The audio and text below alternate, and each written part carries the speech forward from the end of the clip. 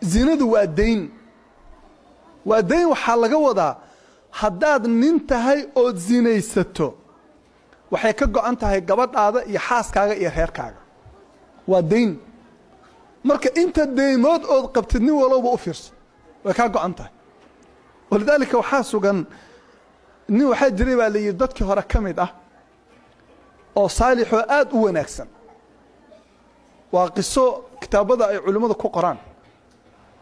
marka nin baa biyo u keena nin saaqi ah oo nimankan shaqeeyo biyaha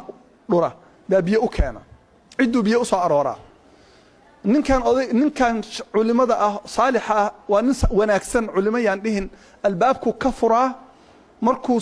ninka biyaha keeno biyuhu ka soo qaadaa gurigu geeyaa weelashu uu ka shubtaa weelashu u celiyaa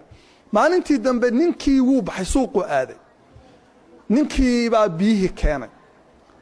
xaaskii baa marka intay u baxday bay biyihii ka soo qaaday marka wuu fahmay inuu ninkii joogin intuu xaaskii ka soo daba orday oo uu xoog ku qabtay buu dhunkaday xaaskii markaasay waxay tiri subxaana allah maxaad samaysay innaa lilaahi wa innaa ilayhi raajicuun bay tiri ninkii wuu cararay marka wuu cararay markuu cararay ninkii gabadhi way wareertay waxay weligeed ku fakerin weligeed ay samaynin weligeed aan ka dhicin oo weliba xoog ah laakiin waxay ahayd qof caqli badan ninkeedii baa hadhow yimid ninka markuu soo galay kuleetay ku dhigtay waxay tiri yaa zawji maadaa facalta markaad iga maqleen maxaad samaysay waxaa ma samayn xaggaan tegey suuqaan tegey odayaal baan shaah la soo cabay xaggaan ka baxay waxay tiri billaahi calayka waxaad samaysay ii sheeg ma waxaa ma samayn war runta ma ii sheegaysaa waa oday dembi weyn galay guriga albaabka lagu qabsaday kuleetiga markaasuu yidhi wallaahi haddaa sheekadu ugu fahmay inay wax jiraan wuxuu is yidhi waa lagaa soo war sheekooday oo waxbaa la soo sheegay suu yidhi suuqaa dhex mari jirayoo maalin walba markaan suuqa dhex marayo indhahaan laabi jiray hoos baan fiirin jiray maanta anoo suuqa dhex mariyo baan waxaan arkay buu yidhi gabar aad u qurux badan oo dukaan ka soo jeeda markaasaan intaan u galay oon islooy baan dhunkaday markaasaan ka cararay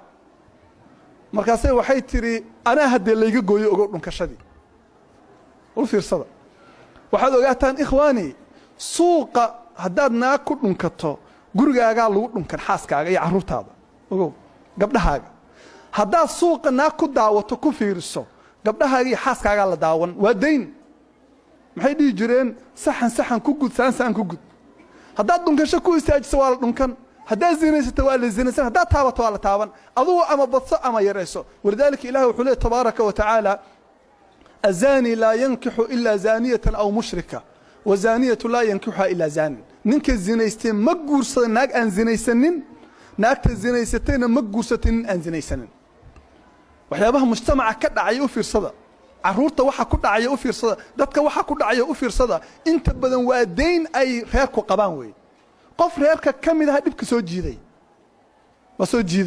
marka allah ilaahay uga cabsa carruurtaada